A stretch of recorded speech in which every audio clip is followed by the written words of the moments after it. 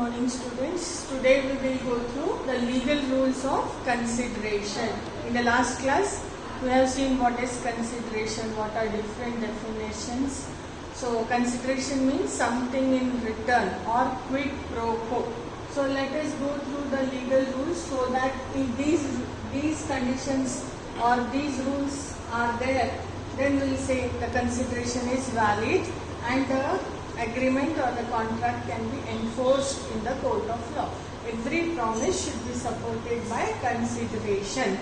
Now, first legal rule as to consideration is consideration must move at the desire of the promiser only. किसकी इच्छा से consideration move होना चाहिए? Promiser के इच्छा से ही. तो यहाँ पर एक फेमस केस है दुर्गा प्रसाद वर्सेस बलदाऊ. इस केस में क्या हुआ? बलदाऊ एक शॉपकीपर है और दुर्गा प्रसाद भी एक शॉपकीपर है. नाउ बलदाऊ जो शॉपकीपर है वो कलेक्टर, डिस्ट्रिक्ट कलेक्टर के कहने पर मार्केट को इम्प्रूव करने के लिए कुछ पैसे खर्चा किया. ये मार्केट को इम्प्रूव करने के लिए कुछ पैसे खर्चा किया बलदाऊ. किसके कहने पर? डिस्ट्रिक्ट कलेक्टर के कहने पर. अब दुर्गा प्रसाद क्या बोल रहा? मैं भी पैसे दूंगा क्योंकि मैं भी मार्केट में हूँ, और बाद में वो नहीं देता है. तो बलदाऊ दुर्गा प्रसाद के अगेंस्ट केस फाइल नहीं कर सकता. क्यों नहीं कर सकता? Because Baldau be acted on the request of the district collector, not on the request of the Durga Prasad. So this is what you have to understand. The point is consideration must move at the desire of the promiser only, not at anyone else's desire. That is the reason we cannot claim money from Durga Prasad. Next, it may move from the promisee or any other person. Consideration किसी से भी आ सकता है. promisee से ही आना जरूरी नहीं है. promisee या कोई और भी दे सकता है. यहाँ पर इस केस में देखेंगे चिन्नैया वर्सेस रामैया. इस केस में क्या है? एक ओल्ड लेडी है, फिर उसकी डॉटर है, बेटी, और एक आंटी है.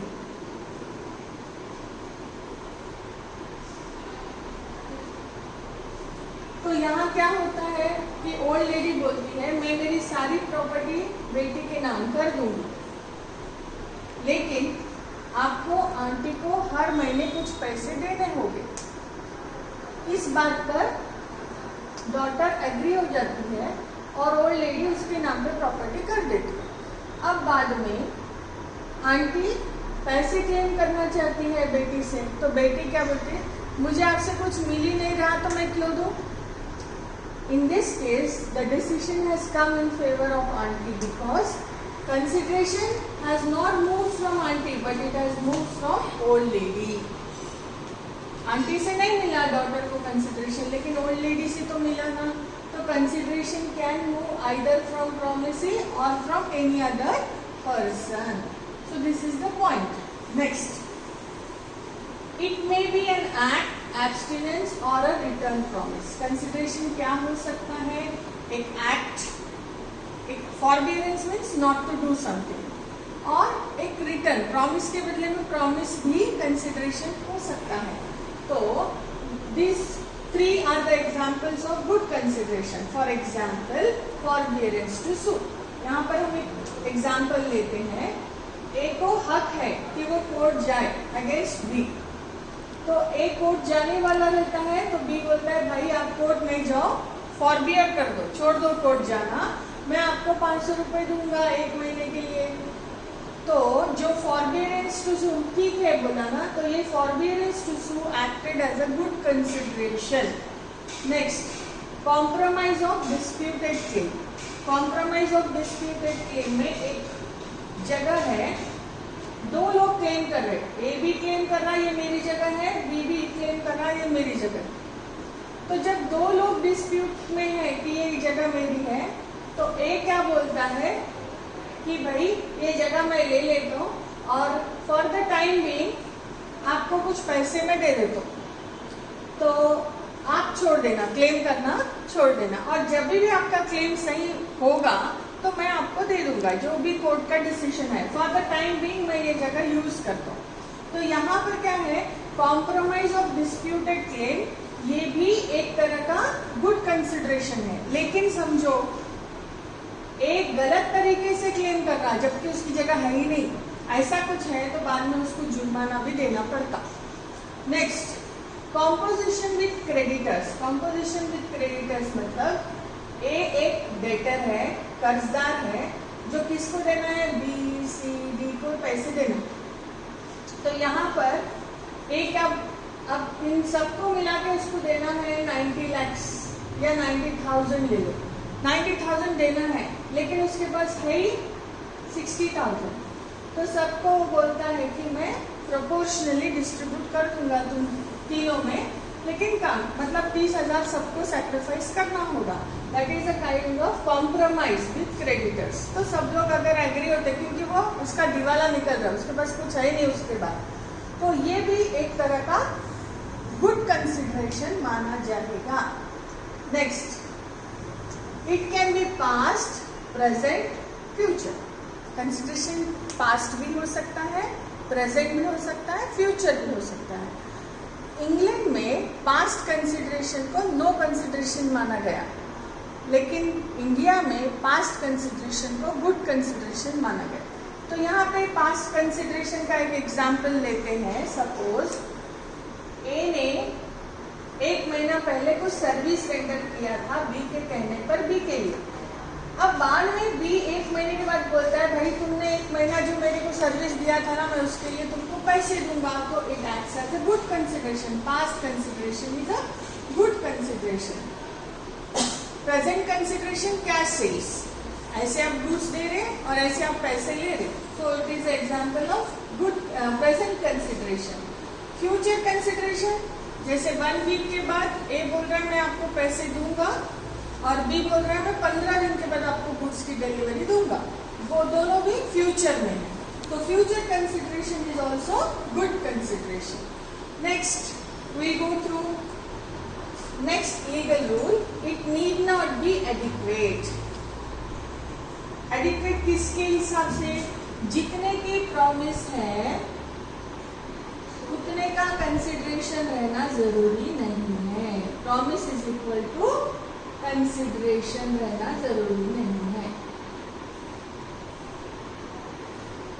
जितने की प्रॉमिस उतने का कंसिडरेशन रहना जरूरी नहीं है। This is what the law says कि दोनों एक दूसरे के बराबर रहना चाहिए, कुछ ना कुछ। हम डेफिनेशन में पढ़े ना, कंसिडरेशन में something in return of promise, not equal to promise. तो यहाँ पर लॉ क्या बोलता है, जो भी कंसिडरेशन डिसाइड करना है eight the time of entering into the contract, not at the time of enforcement of the contract. जो भी पार्टीज को डिसाइड करना है कंसिडरेशन के बारे में, कब डिसाइड करना, at the time of contract, not at the time of enforcement. Courts do not exist to repair your bad bargain. Courts इसलिए नहीं है कि आप अगर गलत घाटे का सौदा करेंगे तो उसको ठीक करने के लिए नहीं बैठे कोर्ट्स। तो यहाँ पर एक केस है, हाई वर्सेस ब्रुक्स। तो हाई वर्सेस ब्रुक्स केस में बी क्या बोलता है कि मैं कुछ बिल्स पे करूंगा अगर एच उसको कुछ गारंटी दे। तो एच गारंटी दे देता और बी बिल्स पे भी कर देता। बाद में क्या होता, उस गारंटी को जब वो एनफोर्स करने जाता है उसकी कोई वैल्यू नहीं रहती। तो बी बोलता है भाई मैं तो बिल्स पे किया, मेरे को गारंटी का कुछ फायदा नहीं हुआ। तो कोर्ट का डिसीजन आया, जब आप गारंटी पूछ रहे थे तो आप जो पूछे वो आपको मिला, उसकी वैल्यू है या नहीं है वो आपको देखना था पहले। तो judgment has come in favour of H, not in favour of B. Next, it must be real and not illusory. ख्याली पुलाव नहीं होना चाहिए, इल्यूजरी मतलब ख्याली पुलाव। It must be real, real of some value in the eyes of law. जैसे कि फिजिकल इम्पॉसिबिलिटी है, ए promises to B to put the life in the dead body of B's wife। हो सकता क्या, नहीं हो सकता ना, तो फिजिकल इम्पॉसिबिलिटी है। नेक्स्ट, लीगल इम्पॉसिबिलिटी क्या है? समझो ए कुछ पैसे देने का है बी को, समझो 5,000 देने का है, तो ए ये 5,000 रुपए बी को नहीं देकर बी के नौकर सी को 500 रुपए दे देता और सी बोलता ठीक है अब बी को देने की जरूरत नहीं। ऐसा होता क्या? नहीं होता ना। तो ये है legal impossibility. Next, uncertain consideration. Uncertain consideration में ए बी को बोलता है कि भाई ये काम है कर देना, मैं कुछ तो भी दे दूंगा आपको सोच समझ के। अनसर्टेन है, कंसिडरेशन सर्टेन नहीं है, तो it is also not a legally binding contract. Illusory consideration में हम एक एग्जांपल लेते हैं, Stilk versus Myrick. Stilk versus Myrick case में क्या होता है? एक कैप्टन है शिप का और क्रूज है जो शिप को लेके जाता है। तो यहाँ क्या होता है, अब शिप जा रही है और जब शिप जा रही है दो क्रूज शिप छोड़ के भाग जाते बीच में रास्ते में। तो voyage, in the middle of the voyage two crews are deserted. Now the captain of the ship tells to the remaining crews that you have to take the ship to the destination. What I will do is those crews who deserted, जो भाग गए ना, उनकी salary मैं आपको दिलाता हूँ। उनकी सैलरी कैप्टन कभी भी दिला नहीं सकता, लेकिन ऐसा बोलता है, तो ये क्या है? इल्यूजरी कंसिडरेशन है। Next, it must B something which the promisor is not already bound to. Consideration ऐसा नहीं होना चाहिए जो पहले से उसको करने के लिए वो मजबूर है या करना जरूरी है उसके लिए। जैसे कि एक पब्लिक सर्वेंट बोल रहा कि मैं अपनी ड्यूटी निभाऊंगा, तो निभाना ही है उसको वो ड्यूटी। या फिर एक एग्जांपल और ले लो, वकील का के लिए हम रखते हैं केस जितवाने के लिए ना। तो अगर आप वकील को बोल रहे समझो कि केस जीतने के बाद भाई मैं तुमको और 1 लाख रुपए दूंगा, वो कभी भी आप क्लेम नहीं कर सकता वकील आपसे। क्यों? He is already, you have given fees to the lawyer to win the case, not to lose the case. That is why anything which the person is already bound to do is not a good consideration at all for any new promise. So this is what it means. या फिर किसी को summons आ गए court से कि court में हाजिर हो जाओ, और आप जाके बोल रहे भाई आप कोर्ट में हाजिर होना तो आपको मैं थोड़े पैसे दूंगा, तो ये गलत हो जाता है, क्योंकि उसको तो कोर्ट के हिसाब से आना ही है, हाजिर होना ही है। Next, it must not be illegal, immoral और oppose to public policy. Consideration कैसा नहीं होना चाहिए? इलीगल। इलीगल मतलब sometimes it is of criminal nature, so that is harmful to the society. Immoral, it is disturbing the moral sentiments of the public, or it is doing something harm to the general public. So any unlawful consideration cannot bind the parties and cannot be enforced in the court of law. ठीक है?